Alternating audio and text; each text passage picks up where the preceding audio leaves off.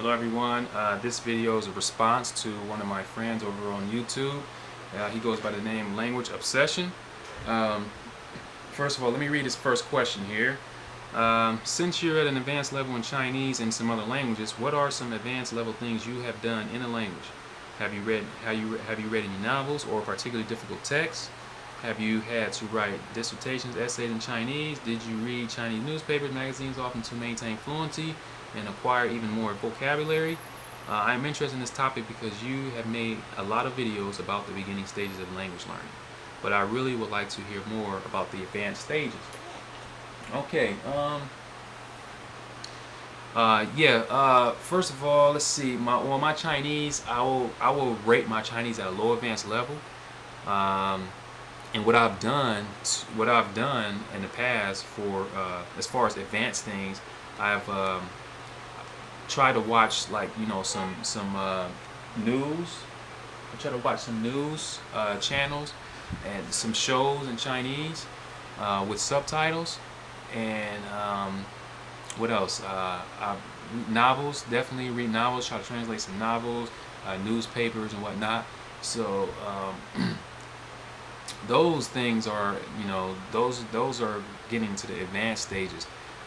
You pretty much had a good idea of what you need to do for, as far as advancing your skill, in the language. So you have to do that. You have to, when you get into the advanced stage, you have to put down the textbooks. No more textbooks and just pure immersion. That's all it's going to take. And as I mentioned before, if you study language in your own country for about 3 to 6 months, get a pretty solid level. Get to a basic level of language. Intermediate, get intermediate level. Upper intermediate level, and then go over to the country, and then try to use the language, in every aspect as much as you can, and that will help you a lot. Have you read dissertations, essays in Chinese? Well, I think dissertations are for graduates. They're for graduates. I'm not a graduate. I'm still an undergrad. I'm still an undergrad. So no, I haven't done anything like that. Let's see. Maintain fluency acquire. Yeah, that pretty much answers your first question. Like I said, you have the idea of what you need to do for, advancing your skill. That's what you need to do. Just put down the textbooks. No more textbooks. Just pure immersion. Watching some shows in Chinese. Speaking with Chinese people as much as you can. Reading novels, books, newspapers, all that good stuff. Translating a lot of things. That will help. That will definitely help you get to that level. Let's see. My second question is actually more about your university studies. You may have answered this in part in another video, but my question is: since you are majoring in Chinese, what additional classes in addition to a Chinese language course are you required to take? Does the program recommend that you study abroad in mainland China? Are you required to write a dissertation thesis in Chinese and defend your arguments? Also, can you tell me what are all the languages that you have taken at Ohio State, and how have you managed to fit it into your schedule? I think you said you have taken Hebrew and also Zulu. My schedule is somewhat fixed, and it would be hard for me to even add one other language besides my Russian, which you have a lot of speak. Okay, my university studies. Before I started at the university, I learned that you could take a placement test in a foreign language. I had no idea you could do that. Originally, I was thinking about doing computer science because I really didn't have an idea what exactly what I wanted to do.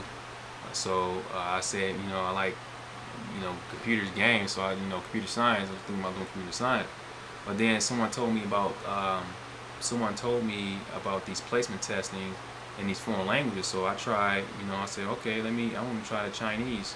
So I tried the placement test for Chinese, and I was able to get I think about 2.5 to 3 years worth of credits, about 45 credits waived, and that towards the Chinese major. So I said, well, shoot, if I get that many credits, why not go ahead and why not go ahead and just major in Chinese? I mean, that only makes sense. It only makes sense to do that. So I went ahead and decided to major in Chinese. I took how many classes? I think I took two classes. One class I took, it was a reading class, reading writing class.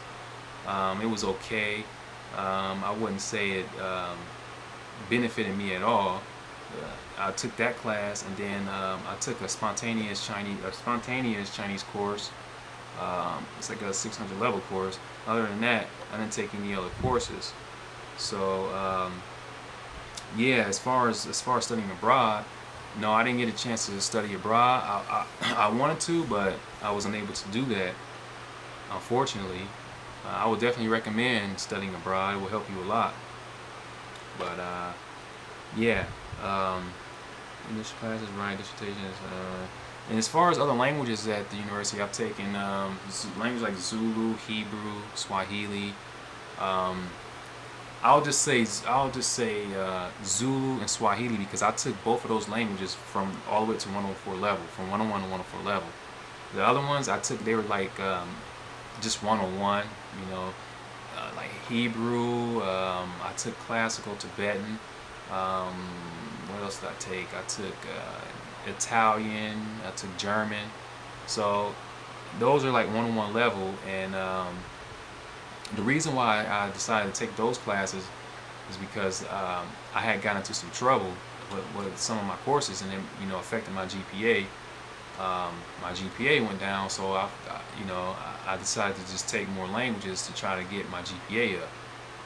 I don't know if I can say that was a good idea, but I wouldn't regret taking those languages because, see, languages like Zulu, I don't think I would have ever learned Zulu because I don't meet Zulu speakers over the internet often.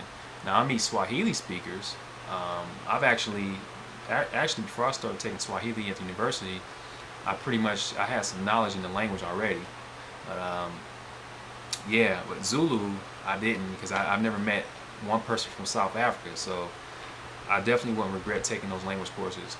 So and I also had got a job up at OSU helping athletes in language like Zulu or Swahili, because a lot of the athletes, they take like Zulu, Swahili, and I help them with those languages. So that's that. Oh, and then other courses